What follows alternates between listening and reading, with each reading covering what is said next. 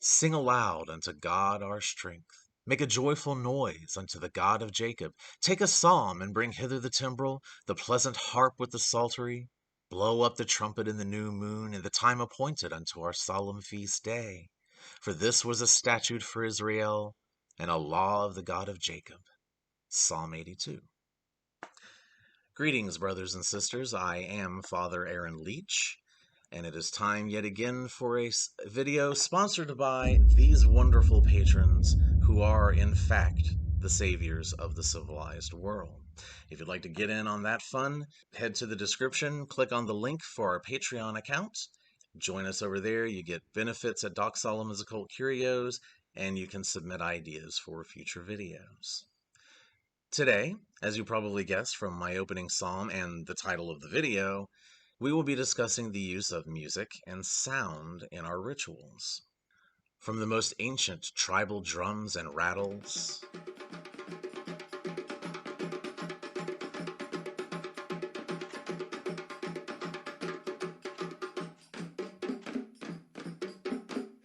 to the Jewish singing prayers in the Middle East,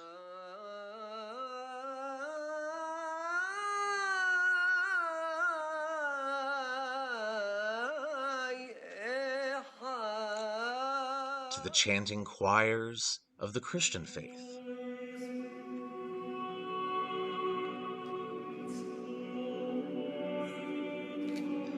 Music has always been important to religion, mysticism, as well as magical practice. Now, of course, those of us who work with the grimoires and other aspects of the Western mystery tradition, we are often attempting to make contact with angelic intelligences. And one thing we have to remember is that angels are organized into choirs. This is because they are always in heaven singing praises unto the highest. For something to exist in the world, an angel must sing it into existence. The song is the life of that thing, whether it is living or inanimate. And if the angel stops singing, then that thing ceases to exist. Now, I discuss this in some depth in my book Secrets of the Magical Grimoires, in Chapter 4 in the section on psalmody.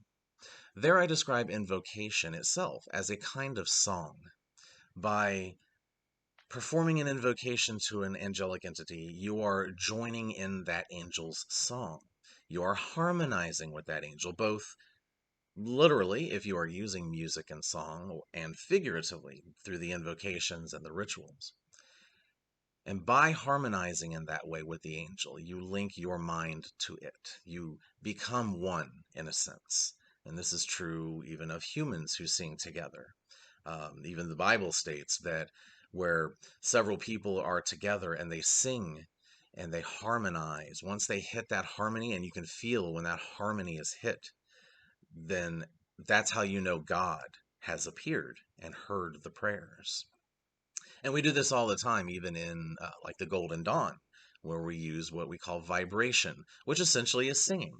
We'll do it in a monotone way, or you can do it in a more sing-song fashion, depending on your group. But this is a way of harmonizing not only with each other, but also with the magical forces we're invoking. And again, we can feel it when we hit that harmony. And if we don't hit that harmony, we'll often stop the ritual and do it again, and so that we hit that harmony. And because you don't want that discordant sound. And when you strike that beautiful chord together, that's when you know that the magic is working, that the angels are hearing. So this is a very ubiquitous thing throughout all forms of magic, is the use of music, the use of sound. So when you're doing your magic, it's always a good idea to include music. Now, it's not something you have to do. There are many times I don't. Like, for instance, usually when I'm doing my regular prayers at my Eastern altar to my Holy Guardian Angel, and to the highest, of course, and to my Holy Guardian Angel, I'm not really playing music then. I often don't play music when I'm doing just basic candle offerings at our 7 planetary altars. But I don't want you to take away from that you shouldn't play music at those times. You absolutely can. Sometimes I do, but I often don't. I'm more meticulous about it when I'm doing a larger invocation, like a in, like a feast invocation to feed one of our archangels, or if I'm doing a full evocation, then I will use music as part of the ritual because it is part of creating the atmosphere that is in, again, harmony with the entity that you're trying to communicate with. This is the same thing as wearing specific regalia that reflects the nature of the planet you're trying to invoke, or decking out your altar or the ritual space with the proper colors of the entity. The use of incense and oils to make the smell and the air in harmony with that spirit. You can even use colored lamps and lights to bathe the entire room that you're working in the color that is appropriate to the angel or spirit you're working with. This is very similar to what we do with our own altars. We have surrounded our altars with strings of lights that reflect the force that we are trying to invoke into that altar. So, for example, for our Saturn altar, we have ultraviolet light. It's actually faux ultraviolet light, but their UV would be the proper color for him. For Saturn. For Jupiter, we use blue light. For Mars, we use red light. For the Sun, we use yellow lights. For Venus, green. For Mercury, multicolor. That is the traditional color. If you can't use multicolor, then you can use orange. And for the Moon, we use purple. White is also acceptable for the Moon. So music is simply another aspect of this, another part of creating the proper atmosphere within which the angel or spirit you're attempting to communicate with it can exist, will find attractive, will be drawn to, and to get their attention, especially where it comes to music and sound. When I do my yearly feeding for each angel, I always begin the ritual by blowing a trumpet in the four quarters. This gets their attention, and of course, it harkens back to Psalm 82 blow up the trumpet in order to get their attention. And of course, I will try to play something, usually in a playlist, that is appropriate to the angel that I'm attempting to invoke. Now, a great example of this is when we hold Mass. We'll always have Gregorian style chants and choir singing playing in the background. Those chants are literally prayers that have been set to music. So, for example, when we open the Mass, one of the very first songs in our chant playlist is the Ave Maria. So, as we're opening the altar and consecrating everything on it, we have the Ave Maria playing because as the Mass proceeds, it is Maria Sophia, the Mother, that we're calling down into the Eucharist. And of course, you can do this for any ritual. You can play prayers and chants in the background, especially picking those that are specific to what you are attempting to achieve. One thing you'll notice in the Solomonic tradition is that there are a lot of psalms that are used as part of the invocation. And it just so happens that all of the psalms have been set to music. And you can find, even on YouTube, you can find chants that are the psalms being recited. So you could go and build a playlist, for example, of all of the psalms that a specific Solomonic ritual calls for. So while you are reciting the prayers and invocations of the ritual, those psalms can be playing in the background throughout the entire thing. And of course, there's nothing wrong with just using any music, whether it's classical or even modern, that suits the force that you're attempting to invoke. So, for example, let's say you're trying to work with Saturn. Saturn will require dirges, very sad songs, mournful music. Melancholy music is what you want for that. But for Jupiter, you want the opposite. You want jovial music, happy music, optimistic and charismatic music. For Mars, heavy metal, or depending on your preference, death metal, new metal, but just something with a driving beat, something that has an undercurrent of aggression and even anger behind it, will serve very well for Mars. For the Sun, you want to play something regal, something righteous. Even you could even go for something like church music. So again, going back to those choirs and chanting, that's a very solar thing in and of itself. If you're working with Venus, Of course, you're going to want something very sexy, very seductive and sultry. For Mercury, since it's an intellectual thing, they're in charge of, the mercurial spirits are in charge of learning and education, then you can have something that is very intellectual, like classical music, something that you could imagine being played softly in the background while you're studying at university.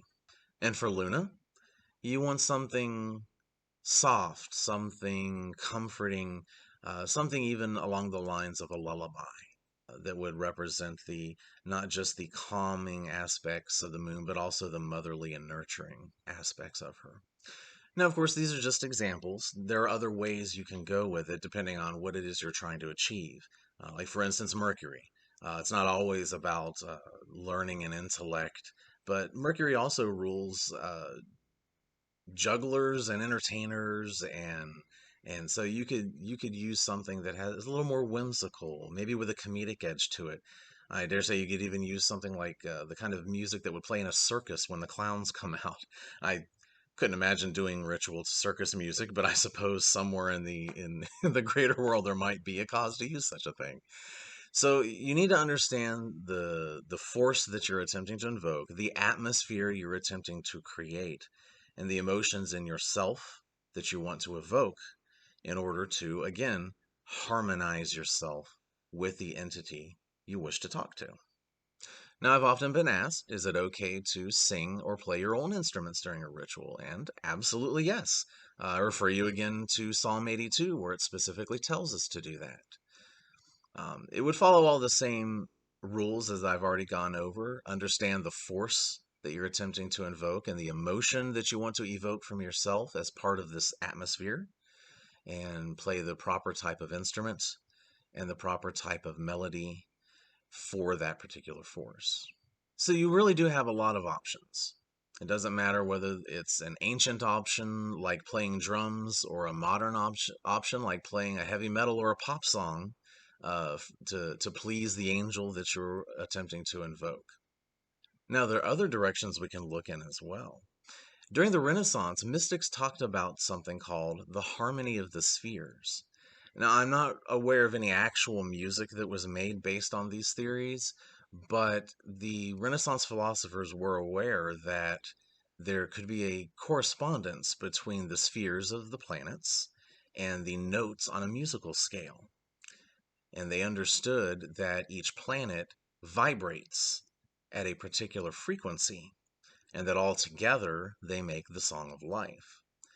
Now, one thing that we have available today that they did not are actual recordings of the sounds the planets make. That is, the radio and other signals that they give off that we here on Earth have been able to pick up. So, for example, if you want to work with Saturn, Saturn has a very spooky sound that you could play very low in the background, and this sounds like this.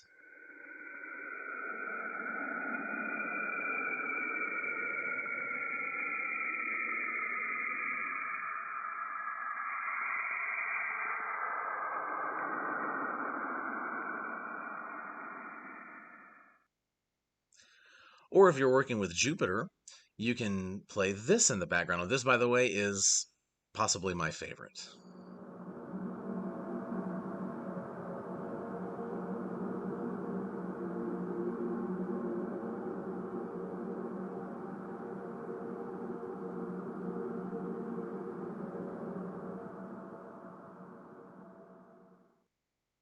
Or, speaking of heavy metal and driving beats, check out the sounds that Mars makes.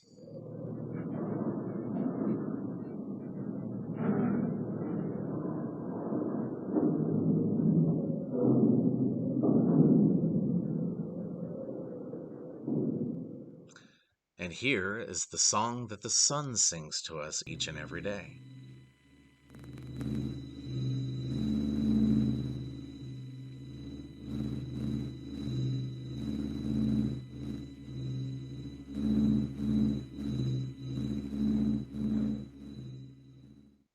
And of course, here are the sounds of Venus.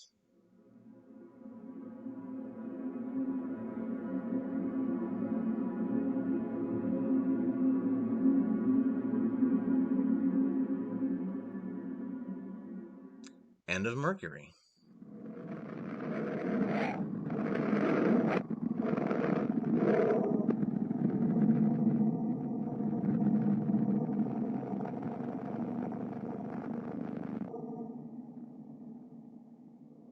And finally, of Our Lady the Moon.